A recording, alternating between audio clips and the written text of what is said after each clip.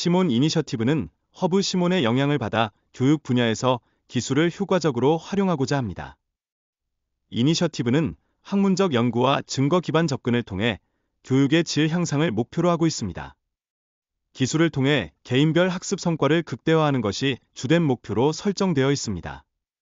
이에 따라 다양한 배경을 가진 학생들이 동등하게 최신 기술을 접할 수 있는 방법이 논의됩니다. 글로벌 학습위원회는 국제적인 교육 표준과 최선의 관행을 개발하기 위해 노력하고 있습니다. 위원회는 다양한 학문적 배경을 지닌 전문가들로 구성되어 교육의 글로벌 영향을 확대하려 합니다. 콜 박사는 극한의 추위 속에서 연구를 진행하며 아시아 극지의 경험을 공유합니다. 이 경험은 그의 과학 교육에 대한 영향을 강조하며 극지방에서의 연구의 중요성을 보여줍니다. 그의 과학적 기여는 물론 STM 교육에 대한 영향력도 큽니다. 그는 백악관의 과학 및 기술 정책 사무실과 협력하여 STM 교육 지출에 관한 보고서를 작성하는 데 중요한 역할을 했습니다.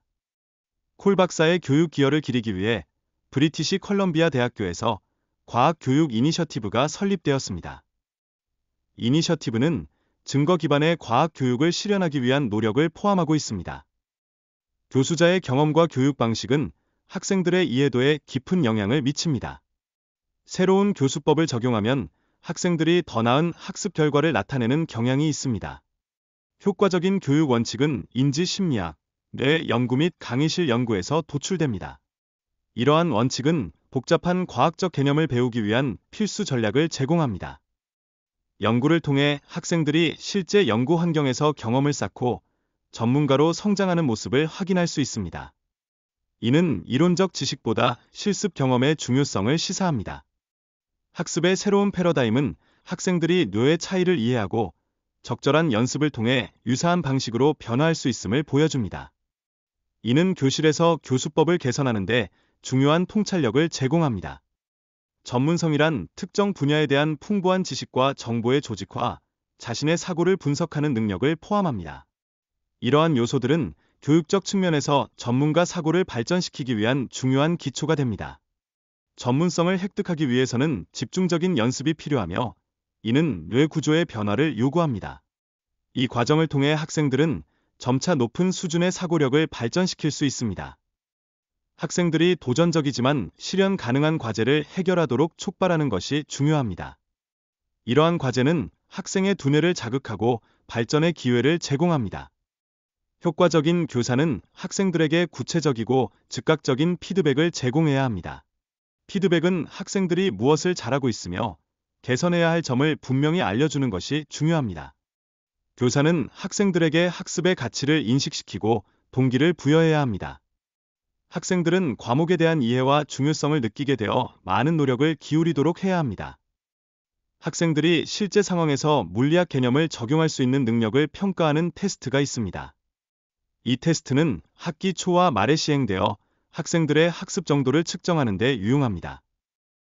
역동적인 교수법이 적용된 수업에서는 학생들의 학습 성과가 현저히 향상됩니다.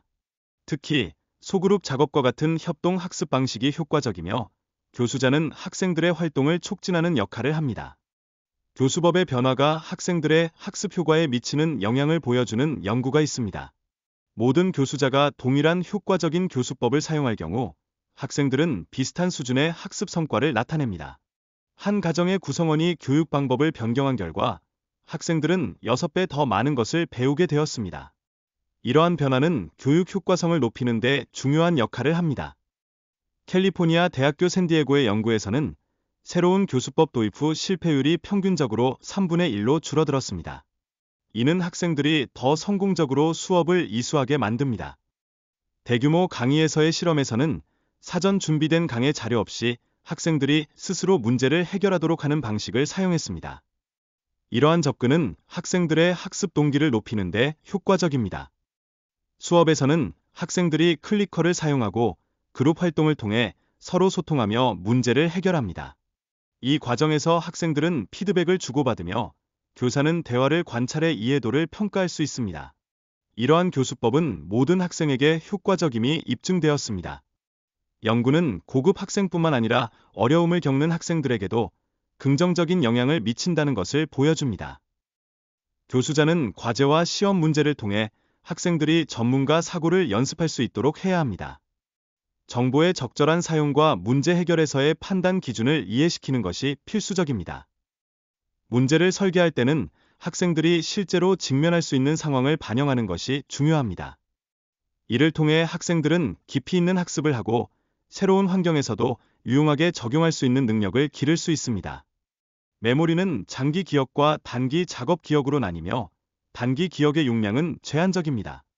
학생들이 새로운 정보를 처리하는데 어려움을 겪지 않도록 수업 내용의 양을 조절하는 것이 필요합니다.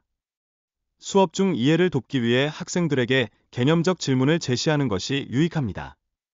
이러한 질문은 학생들이 서로 토론하며 자신의 생각을 정리하고 피드백을 받을 기회를 제공합니다.